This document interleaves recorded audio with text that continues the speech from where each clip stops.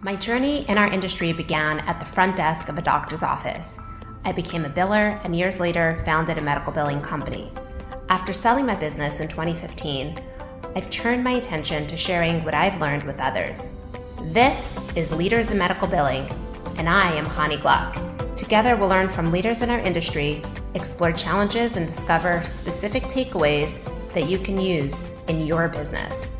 This show is sponsored by 4D Global, empowering medical billing companies to grow through offshore staffing. I am so happy to have Ankit Jain with us today.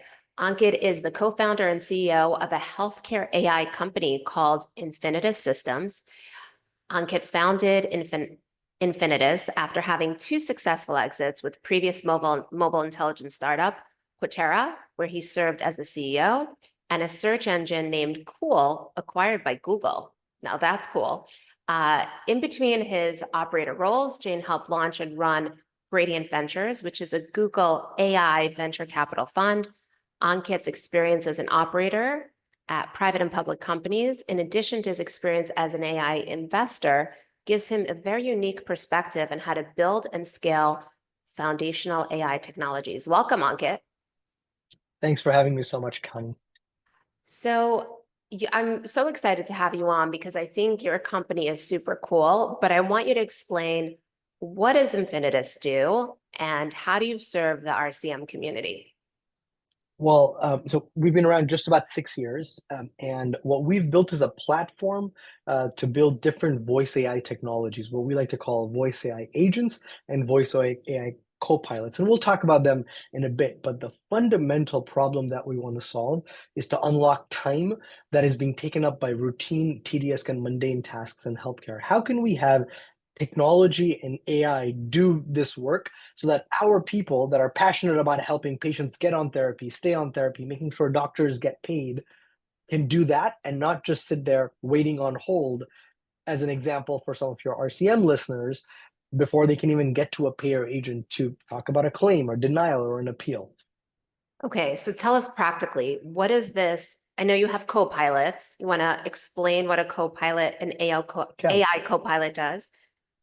So AI is technology that can automate different things, and AI agents are pieces of software that can automate a task end to end. So in our case, we can automate a phone call end to end, something like a benefit verification call or a prior authorization status call. And then an AI co-pilot is a piece of software that sits side by side with a human that is working and drives them to be more efficient.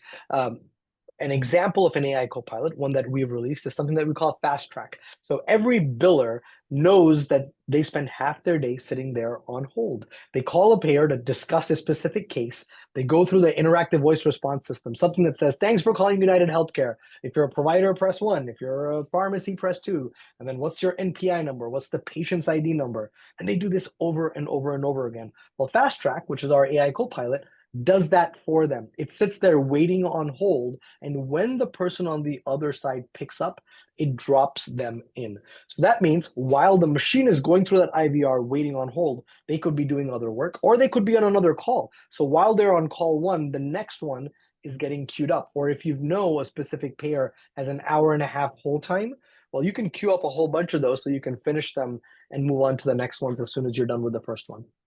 Okay, so how is that different? I know there's a bunch of bot-to-bot calling softwares out there, right? You have like outbound AI and you have super dial, and there's a bunch of, they're popping up every day. Tell us, Yeah. how is your company different? What are you doing that's different, or are you the same? Yeah, I think it's a great question. I think in today's day and age, there's a new company popping up almost every single day.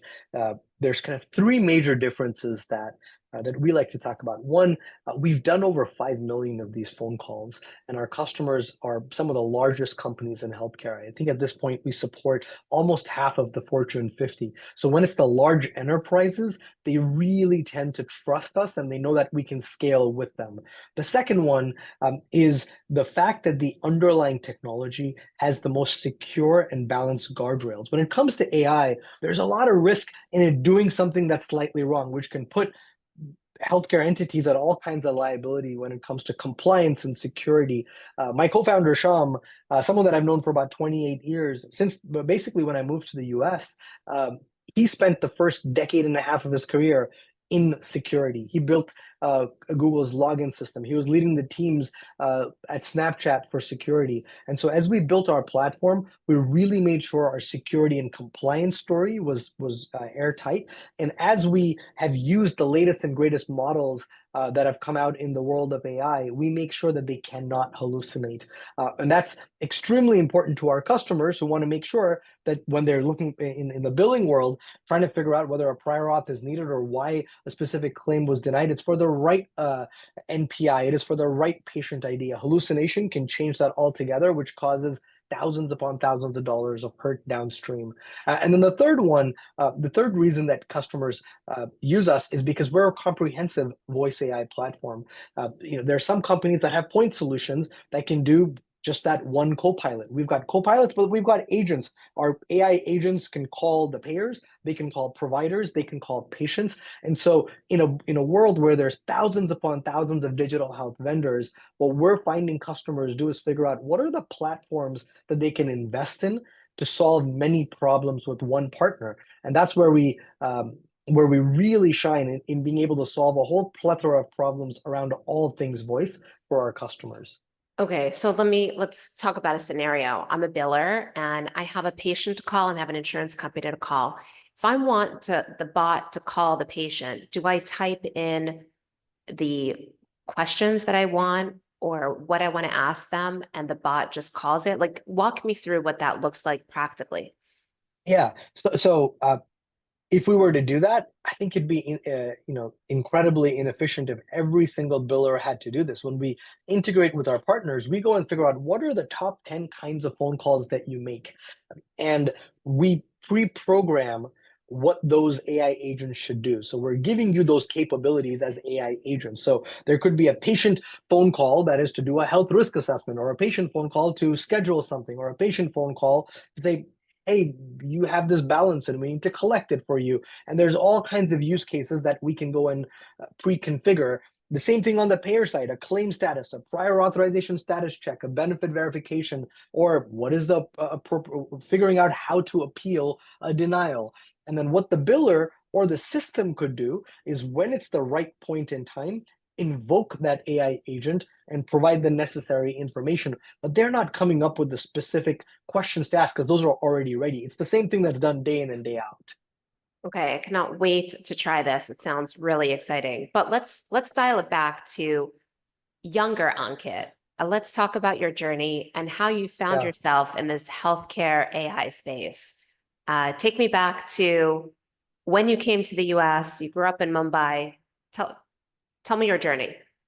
Yeah, so I grew up in Mumbai, moved to the Bay Area because my dad wanted to get into the startup ecosystem, and he's done a couple of startups of his own in the network security space. So growing up, I had dad who was constantly tinkering with new ideas, building companies with his buddies, and and kind of was really inspired by taking things from zero to one and being able to create something that is not only meaningful and successful, but something that can last beyond yourself. And my dad continues to build incredible technology today, and just been an inspiration for me on my professional journey. My mom came here. She was a working woman in India, negotiating on behalf of the government of India with governments around the world. But when she moved here, she had to kind of restart her career. She went to community college, learned accounting, and got a job at PricewaterhouseCoopers and worked there for 26 years before retiring.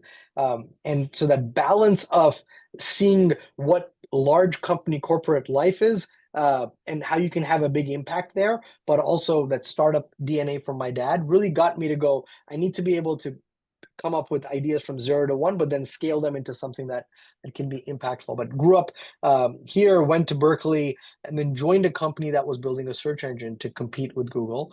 We failed miserably, but I learned how to build some pretty amazing technology. When you learn how a search engine is built, you kind of go, wow, that's you can break something that seems intractable into very small problems and solve it. But we got acquired by Google because the technology was pretty interesting. We just didn't get the commercial traction. Otherwise, you would have heard of a company other than Google. And then at Google, I ended up on the Android team, helped with a few colleagues build something called Google Play and scale that to a few billion users. Then left to do a startup in the mobile space, company called Quetra, sold that to an Israeli company called SimilarWeb, spent a couple of years shuttling between San Francisco and Tel Aviv, after which I was pulled back into Google to help start an AI-focused venture fund right when all the breakthroughs were happening with current day AI called Gradient Ventures. Spent 2 years investing in early stage companies. And in 2018, I remember that there was a demo of some technology that could automate phone calls to make spa reservations. And I was wowed by the demo. And I came home and I showed it to my wife and I said, you have to check this out. And I played it for her. And she kind of looked at me funny. She's like, so it's a machine that can make a phone call to make a spa reservation? I'm like, that's not the point. I'm like, it's doing speech recognition, it's doing natural language processing, and it's synthesizing speech and it's speaking like a human. It's pretty freaking cool. And she looked at me and she said, but it's making spa reservations. And I said, that's not the point. She's like, no, that is the point. It's so Silicon Valley to take incredible technology, but put it to these first world problem use cases. And she said, I wish someone would bring this to healthcare. She spent her career in healthcare. And she explained to me how there's so many processes in healthcare that happen behind the scenes that are incredibly important to keep patients on therapy, to get patients on therapy that happen over phone calls. And if we could automate them, it would just drive better healthcare outcomes and drive a lot of happiness to healthcare workers. So that's where we got started at Infinitus.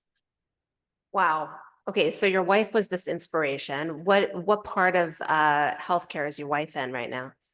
So yeah, for the last 6.5 years, she's been working at a large life sciences manufacturer on their patient access program, helping patients get on therapies for multiple sclerosis. Oh, wow. Okay, so yeah, that sounds perfect. Hopefully they're your customer, or eventually be your customer. But that's a great story. So tell us about how is AI and automation improving healthcare in the US from your perspective? I think it's important to think about the patient as we think about this. So much of healthcare focuses on point solutions. I talked about that a little bit before, but when we think about the patient journey, there's so much more that we all want uh, to do, but there's also so much waste that happens. And so the opportunity we have with AI is to consolidate processes, to standardize processes, and to scale processes in the way we want them. And I'll give you a couple of examples. If someone goes to the hospital and has a surgery, they're recovering for a couple of days and then they get discharged. After that discharge, they probably get half a dozen phone calls. They get a phone call from the discharge team. They get a phone call from a case manager, maybe a social worker, maybe from the clinic that they're going to have their follow-up in. And across those 6 or 7 different phone calls, they're answering some of the same questions over and over and over again. Kind of frustrating. And it's a lot of time that's being invested by healthcare workers to make that happen. On the flip side of it, we're constantly talking about how there's a shortage of healthcare workers. There's about 250,000 nurse shortage right now, expected to grow to about 1 million in the next few years. We're not going to have 1 million nurses. Our system is going to get slower and slower. So our opportunity here is not only to automate the things that are happening today, but to also kind of step back and go, how can we improve that patient experience? How can we improve the healthcare worker experience because we don't have enough of them, and augment our teams, elevate our teams so that everyone is performing at the top of their license and the patient is getting an experience which is cohesive, continuous, and something that makes them feel like I don't have to answer the question that I have a shellfish allergy every 20 minutes of my healthcare journey, because that's what I feel every single time I do it. And so the ability for for AI to really streamline communications in healthcare is so enormous, and we're just getting started. Whatever you're describing sounds really helpful because you're right. I mean, you're getting like if you could automate what the nurses have to do, making the phone calls, post-op phone calls, et cetera. The question is, would the patient know that they're getting a call from a computer and not a real person, right? They should. In the beginning of every phone call that we make to a patient, we say, "This is an AI agent calling you," and the patients are extremely happy to talk to it. It's actually a better experience because if you're a nurse, and every nurse that I have ever interacted with, and in my family has had, as many ailments, if not more, than everybody else that's probably listening to this. I am thankful for every nurse that's out there, but we all know that they're overworked, that they're burning out, and then when they call me, they're also thinking about all the other patients that they need to call, and that causes them to give me a feeling as a patient that there's a little bit of a rush and I need to get through my questions, get my answers. Again, they all try their best to give me the gift of time, but they just don't have that. With AI agents, we find a couple of things. One, the patience that the AI agent can have really drives comfort for the patients and their loved ones because they feel like they can ask their questions, they're not rushing through it. And the second thing, and this is the one that surprised me, Honey, was the fact that patients are asking AI agents questions that they weren't historically asking nurses. Things that they thought they might be judged for. There were some patients that we were testing some technology with where it was around osteoporosis. And one of the common questions that the system got asked is, what does this osteoporosis diagnosis mean for my sex life? Now, Hmm. many patients, that's not the first question that comes to mind when you think about osteoporosis, but it's a realistic question. And the reason it doesn't come to mind for most of the nursing teams we work with is because people don't ask that question openly because there's still certain taboos around certain topics or you feel like you might be judged. It's like, dude, you were just told you have osteoporosis. Why are you thinking about sex? Well, we're Right. human. Right. I think that's great. It sounds like there are a lot of benefits. Let's talk about some of the risks of AI. What do you see in general, specifically in healthcare? Are there any risks? And if so, what do you think is the most uh, prevalent? Well, I think there's a few risks. Let's talk about three of them. The first one is it's getting easier and easier to build demos of what this AI technology can do.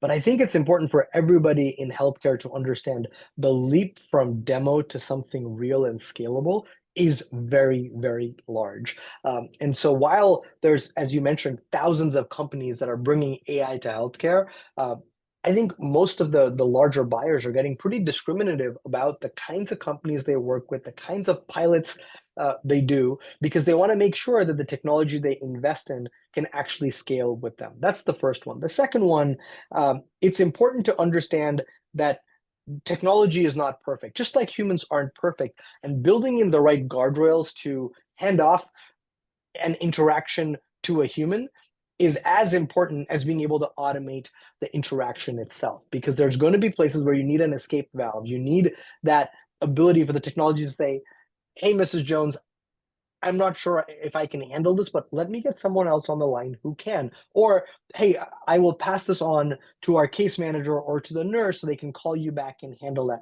And that human AI partnership is incredibly important. And knowing when to do the handoffs is incredibly important. And then the third one that I'll highlight, I think it's easy in a world of AI to talk about abundance. We talk about workforce shortages, which is part of the reason we've got scarcity today. So it's easy to go and say, hey, with AI, you've got abundance. Let's do all the things you couldn't get to. And that's an easy message to put out there. I think there's a really scary part to that, though, because I think the second and third order effects of it are still unknown. There was a healthcare entity we were talking to who tried to use that hypothesis of abundance, and it backfired on them. They decided to engage 30,000 healthcare members that had been unengaged for a couple of years, and they did AI calls to all of them. What they didn't expect, and this wasn't with us, this was with another entity. What they didn't expect was they got 5,000 callbacks into their call center. Their call center was already overworked, and suddenly they got 5,000 more calls, and their call center is like, "What just hit us?" And so, really scaling this up properly and safely is going to be important because we need to understand what the second and third order effects of deploying AI at scale are. Okay, I think those are all, you answered that question really well. Let's talk about any advice. We have a lot of medical billing company owner listeners or people in the medical billing field.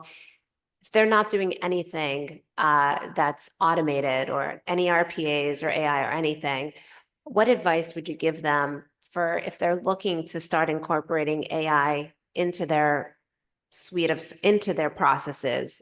Any Yeah. advice you can share? Well, the first advice that is very self-serving is check out our website at infinitus.ai, because we've got a co-pilot that can save their teams hours upon hours a day. No one in healthcare should be sitting there waiting on hold uh, for half an hour before talking to a person. Let the machines wait on hold. But it's important to understand the capabilities of many vendors. It's important to test out different things and figure out what's real and what's the demo.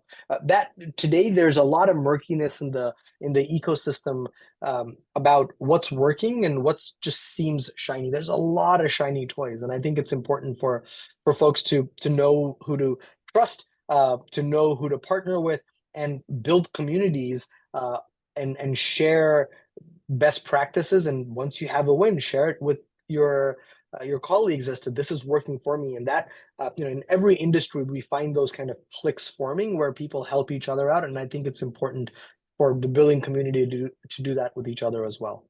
Well, I'm so glad you said that because it gives me my shameless plug of we're going to be having a webinar where we are going to be discussing different pieces of AI that you can incorporate. And I agree with you. There are a lot of companies coming up, and I think it's very overwhelming for the consumer to the demos are shiny and they look great. But then when you actually use it, the technology to people ratio is always, it needs to be looked at and evaluated. And you need to see what does this technology work best for, right? It could work best for a specific process, but not work well for a different process. So that's good advice. Let's talk about your vision for the future. You seem like a visionary person by nature. If you're fixing problems, you must have your brain probably works very much in the future. What does success look like, and what is your vision for the future with your company and for yourself? Well, it's easier for me to talk about what I hope healthcare gets to. I think a lot of healthcare is waiting for what needs to happen next. And I think if we use AI and technology the right way, we really have an opportunity to make healthcare waitlist, to make it more proactive. Many other industries have gone in that direction, and it doesn't even require giant changes or giant leaps to get there. Every time I fly on United Airlines and I check in 24 hours before my flight, every time there's a gate change, I get a notification of what gate my flight is going to be on. Do I care about every single one of those? Not at all. I care about the one an hour before when I get to the airport, but it tells me that I know where the information is if I need it. I never have to make a phone call to United to go, which gate do I need to go to? I think we have that same opportunity in healthcare to become proactive, to take the disparate pieces of information and make it readily available to providers, to billers, to patients, so that a patient never has to worry about the fact that once they get that age-related macular degeneration diagnosis of when they will get on therapy. Because today that could be a week, that could be a month, that could be 3 months as they go through the approval processes, etc. But if the system could just proactively tell them, this is what's going to come next. Your doctor is going to put together all the documentation that's going to support the prior auth, and it's going to be submitted. Oh, the doctor just submitted it. Oh, the insurance company received it, and they'll get back with an adjudication in 3 to 5 days. Oh, it got approved or it got denied. Now we're going to appeal it. The same thing, by the way, is true in the back office. The fact that we have so many billers calling to check on the status of things is a waste of everyone's time.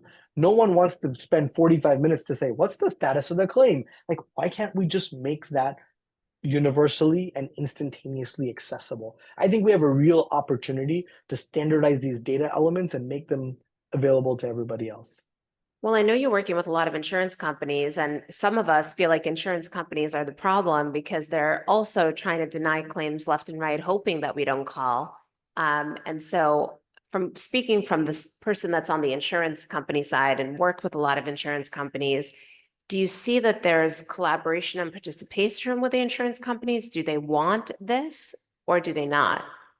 So I won't speak for any insurance company, but what I will say in the work that we're doing, and I look at Infinitus as a company that is building bridges between what I like to call the 5 Ps of healthcare: patients, providers, pharmacies, pharma, and payers. All of them communicate with each other to exchange information, and we get to work with every single one of those entity types. And I've been surprised, again, as someone who joined healthcare 6 years ago. Now I know a decent amount about the space, but 6 years ago, I came in with the same biases that your question alludes to, which is, hey, are there certain good guys and certain bad guys? And are there incentives kind of behind the scenes to slow things down or speed things up? And what I'm finding is that at the end of the day, everybody is building a system that is serving themselves. That's actually one of the things that drives me as an entrepreneur in healthcare, is the fact that if I can help improve this system, of course I build a big business. Of course it's financially, hopefully good for me and my employees and my investors, but it's going to serve my family. It's going to serve me as I have to go through that healthcare journey myself. And I think that's very true of most people in healthcare. I think everyone is aligned to make that patient experience better. And but what we need to do is have more of those conversations. Where a lot of roadblocks come to be is that 1% of cases that are really fraud, waste, and abuse. And because of that, we change the rules for everybody, which makes it sometimes seem like there's unnecessary friction. But if we can get better about ring fencing that fraud, waste, and abuse, it's going to be better for everybody in the ecosystem. Okay, that's great. I'm happy to hear that you have a positive attitude about this. It's nice to be able to see that. I think providers today are really struggling just to get their claims paid and to get claims paid faster. The patient is on the very end of it in our world. It's like it's all about making sure that doctors get paid for the services they provide. And then us kind of being those intermediary people trying to make sure they get paid. But I'd love to see how this is going to transform the patient experience as well. If you and I were to be having this conversation in 3 years from now, what does success look like for you personally? What's your vision for your company and for yourself? Well, a couple of things.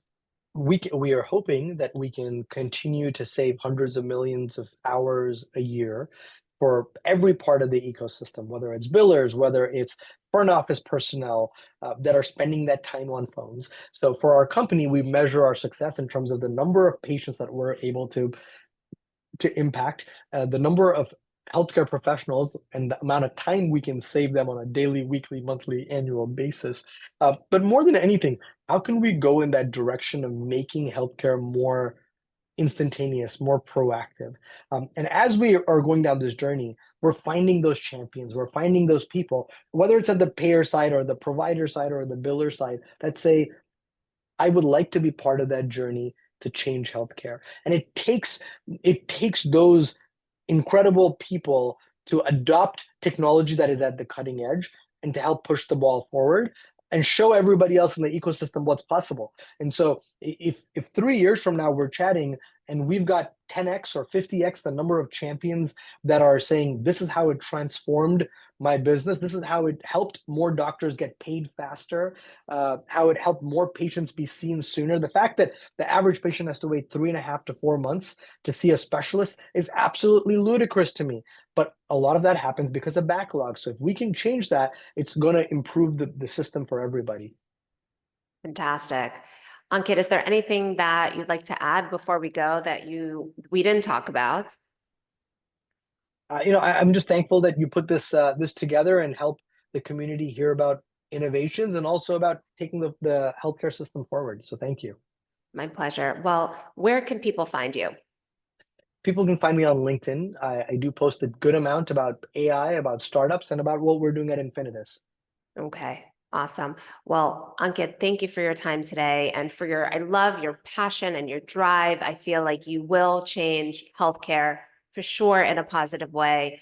I think that you've got great energy, you've got great ideas, and a lot of really good customers. So I'm wishing you continued success. Hope you'll come back again and report back. Thanks so much. Thank you so much for listening. For more episodes and takeaways, visit